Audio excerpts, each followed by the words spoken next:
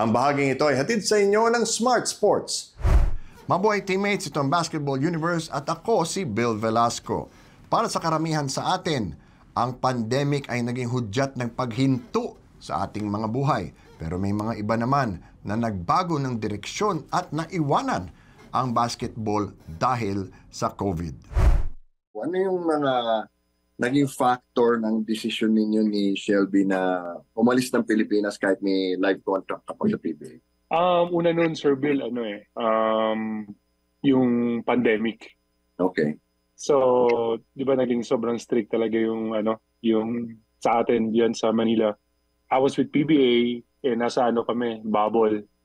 So, yung asawa ko dito, at dun sa bahay namin dyan before, sa bahay lang siya, di siya makaalis.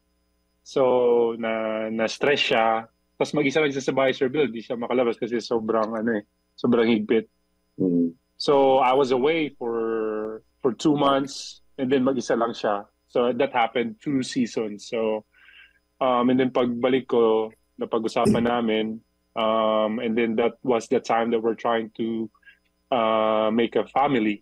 Since stress siya, so nahirapan din kami magkabuo ng baby. Ang bahaging ito ay hatid sa inyo ng Nickel Asia Corporation. Naging matagumpay ang karir ni Garvo Lanete sa San Beda sa NCAA at napakarami niyang mga awards na nakuha nung dumating siya sa PBA. Kinatatakutan siyang shooter, pero dahil sa pagmamahal sa kanyang misis ay pinili niyang iwan ang isang live contract sa PBA para mangibang bansa sa hometown ng kanyang misis sa Amerika. Pinag-pray ko, sobrang hirap na iwan din yung basketball, but at the same time, I want to have my own family na rin. Kaya lumipad kami dito. Gaano kahirap yung decision na yun para sa'yo? Because you were still an active player, hindi ka naman na retirement age pa eh. Sure, sobrang hirap. Kasi, syempre, ever since when I was a kid, I really wanted to play in the PBA. But then when I was playing, I was living the dream. But, at the same time naman, I really want to have my own family. So, di kami makakabuo ng family if nandito siya, tapos nandyan ako. So, mahirap. So, I just prayed about it, sir. Pinag-pray ko lang. So, I know God will provide wherever I am. And then, I ended up here. So, at first, sir, di ko alam anong gagawin ko dito eh. Sa totoo lang. So, ayun lang, pinag-pray ko lang talaga palagi. So, you had no job waiting for you there? You just nag-alsabalutan lang kayo and you went to Atlanta? Yes, sir, wala. Yung asawa ko, taga dito siya. Okay. So, marami siyang opportunity dito. Pero ako, sabi ko, basta makasama ko siya dito, then I'll just pray about it. Plano ko pa nun, nag-aaral ako ng saglit online about IT. Pero sabi ko, hindi para sa akin to. So, and then I met some few Filipinos here na mahilig sa basketball. Doon nag-start. So, pinag-training nila ako sa mga kids. Tapos may mga team sila. Doon ako nag-start mag-coaching. Kasi wala pa akong green card nun. So, bawal pa talaga ako mag-work as legal talaga. So, what I do is I just train kids on the side. Yun lang yung ginagawa ko. Nung nakabili kami ng bahay after I think 6 months. So yung owner ng bahay ko, meron siyang regular na group that plays basketball every Wednesday and Saturday. So pinakilala niya ako dun sa group na yun. So when I started playing there, regular, papawis, na-meet ko yung athletic director ng private school. So, nung na-meet niya, na-impress siya na magaling daw ako, ganyan. So, kinausap niya ako, sabi kung gusto ko raw sabi ko, yeah. Sabi ko yung, kung gusto ko raw mag-coach dun. So, sabi ko, nag-offer din siya ng full-time work as an assistant AD. So, sabi ko, why not? So, nag-usap kami, interview, and then, ayun na, sir. The rest is history. Okay, how hard was the adjustment for you? Kasi hindi ka naman Amerikano, and no. Siyempre, you're starting all over again. How hard was that for you? It was hard, sir, kasi especially the first few months, the first 8 months siguro kasi namimiss ko yung family ko. Na-miss ko yung iba pa rin sa yung Pilipinas, sir, eh. Kahit Oo. gaano kagulo, pero yung charm ng ano ng Manila, ng Philippines, iba talaga eh. Yung food. So, what I did was nung na-meet ko yung mga Filipinos, alam din nila na adjustment period ako. So what they did was they keep on inviting me sa mga Filipino parties yung wala pa akong baby nito. So nilalabas nila ako lagi, sinusundo nila ako sa bahay. I kept myself busy sa basketball. And then hanggat sa na-realize ko, may ano na ako dito 1 year na ako dito. 2 years na ako dito. And then now, almost 3 years na. So, now, naka-adjust na talaga ako. I can say na naka-adjust na. Nung humupa na yung pandemic, nung bumukas na uli lahat, did you think about coming back? Actually, nag-usap kami nung NLEX nun, sir. So, nakausap ko si Coach Frankie noon and si Boss Ronald. Sabi nila, muntik na, sabi nila, no, balik ka na. Usap kami ng asawa ko. Ang inisip namin, sir, after ng career ko sa PBA, dito rin yung bagsak namin eh. So, sabi ko, well, might as well, start here young. Kasi pag bumalik ako dyan, tapos after a few years, I retired. When I come back here, back to zero na naman ako. So I don't know what I'm gonna do. So nung nandito na ako, nag-usapan namin ng asawa ko na if I retire sa PBA, dito rin yung bagsak namin eh. So back to zero na naman ako. So I have a stable job na. So ang hirap na rin iwan. So and then I had I made some connections already. So sabi ko okay na rin. Okay na ako dito. What do you enjoy about hindi na ako bumalik. What do you enjoy about your job? So first of all, it's a Christian school. So it's a small Christian private school. So it's really God-oriented. And then I'm still with sports. So my job is assistant AD, and I have a few weight training class. So nagtuturo po ng weight training sa mga athletes.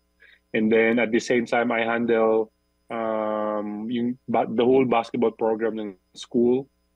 And then I handled other sports. So as an assistant AD, enjoy, sir. Sobrang enjoy ako sa work ko. Kasi bait ng boss ko, yung supported ako ng management. And at the same time, sir, iba yung feeling nung as a player ka and as a coach. Nung pag nakikita mo na nag-i-improve yung mga players mo, nakikita mo yung appreciation ng players mo, appreciation ng parents, iba eh. So it just fires me to really it motivates me na to do well in my job, especially hindi lang ang sa akin kasi, sir, hindi lang as sa basketball. So I treat my players like as my brothers. If they're starting five or not, I treat them all the same. Kaya na-appreciate din ng mga ibang tao dito na kung ano yung ginagawa ko sa community. Well, now that you have a family and you're firmly in basketball there, anong long-term plan mo? You want to coach for a pro team? Do you want to take a shot at the NBA like Jimmy Alapag, for example? Well, actually, sir, meron na isang college na lumapit sa akin na kung gusto daw ako mag-coach. Pero malayo siya dito, mga 1 hour away. So, at saka mas maganda yung status ng work ko ngayon. Kaya dinicline ko. So, for now, sir, wala eh. I don't know what's gonna happen in the future, but that opportunity comes, then good. But if not, I'm still really gonna be happy where I'm at. Kasi stable yung job ko ngayon, sir. And then nag-enjoy ako. Alam mo yung happy ka going to work every day. And then nakakapag-train din ako ng mga kids on the side using our gym. So malaking bagay din yun na pinapagamit nila sa akin yung gym anytime. For now, I don't know. I don't know kung darating yung opportunity na yun. Siguro yes, but kung hindi, I'm still gonna be happy. Is there anything that would make you come back to the Philippines? Siguro kung paglaki ng mga kids ko, pag nag-visit kami dyan at nagustuhan nila, maybe. But yeah, yun talaga yung goal namin na gusto namin madala yung kids. Kasi magdadalawa na yung kids ko, sir. Next month actually. Oo So nga. magdadalawa na. So ang goal talaga namin dalhin sila dyan magbakasyon para ma-experience sila yung culture ng Philippines. I see. So in the future, tingnan namin kung depende talaga kung saan yung kids namin. Okay. How is fatherhood? Good, sir. I mean, ngayon 1-year-old na yung baby ko eh. Nung nakausap kita, diba sabi ko, Yeah. ang hirap kasi walang tulog eh. Pero the days are long, but sobrang bilis lang pag 1-year-old na eh. Kaya So nga. parang sabi ko, parang kailan lang? Sabi ko, totoo talaga yung advice sinasabi sa akin na mahaba talaga yung araw. Pero yung years, ang bilis lang.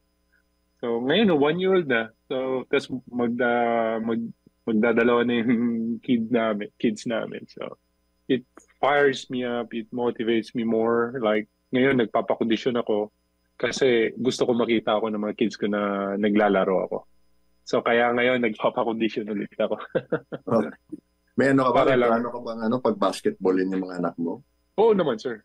Pero choice nila. May plano Kaya ka kung na. kaya papakita ko sila na nagbabasketball ako para mainggan sila. Pero alam mo na dito, sir, lahat ng sports, 'di ba? Ipapatry mo sa kanila eh. Pero hopefully magustuhan nila yung basketball. Pero if not, then hindi naman natin pwede i-push. At musta naman si Shelby? How is she enjoying motherhood? Oh, she's loving it, sir. She's loving it. So teacher siya before. And then nung nagka-work ako, nag-stop muna siya. So ako muna yung nag-work. While during pregnancy, wala na talaga siyang balak bumalik as a teacher kasi gusto niya mag-work from home. So she switched career. So she's working now sa one bank, as a SBA loan closer that works from home. So gusto niya talaga work from home para makasama pa rin niya yung baby namin. Okay, it seems like she's loving it. So it seems like you're living the dream now. Yes, I would say yes. I would say yes. Now, yeah. Yeah, kasi yun talaga yung goal din namin before eh. Na mag-work ako, pag makapag-work ako, mag-stop muna siya. Siguro nag-stop siya for 8 months. And then, nung medyo malaklak na yung si baby, yun na nakapaghanap siya, nag-aral siya saglit para makapag-switch ng career. And then, thank God na after just 2 months na nag-apply siya, nakakuha siya ng work from home. So, yun yung goal namin. So, ayun, yeah, I would say na we're living the dream. All right. Well, thank you very much for your time, Garbo. I'm very happy for you. And let's talk again soon. Thank you, sir. Yes, sir. Thank you. Thank you for having me, sir. Thank you for having me. Ngayon naman ay natutuwa si Garvo dahil nakakapagturo siya ng basketball at nakapaglalaro rin sa mga iba-ibang Pilipino at iba-ibang lahi doon sa Atlanta. Sana'y leksyon din ito sa atin na anuman ang sa tingin nating masamang mangyayari sa ating buhay ay mas maganda pa ang kanyang kalalabasan. At yan ang Basketball Universe para sa araw na ito. Abangan kami Lunes, Miyerkules at Biyernes sa YouTube at Facebook. Kaya like, share, subscribe at follow na rin. Nais namin pasalamatan ang aming mga sponsor. Smart Sports, Nickel Asia Corporation. Laging tandaan saan man kayo at ano man ang ginagawa ninyo, magkakampi tayo. Ako si Bill Velasco at ito ang Basketball Universe.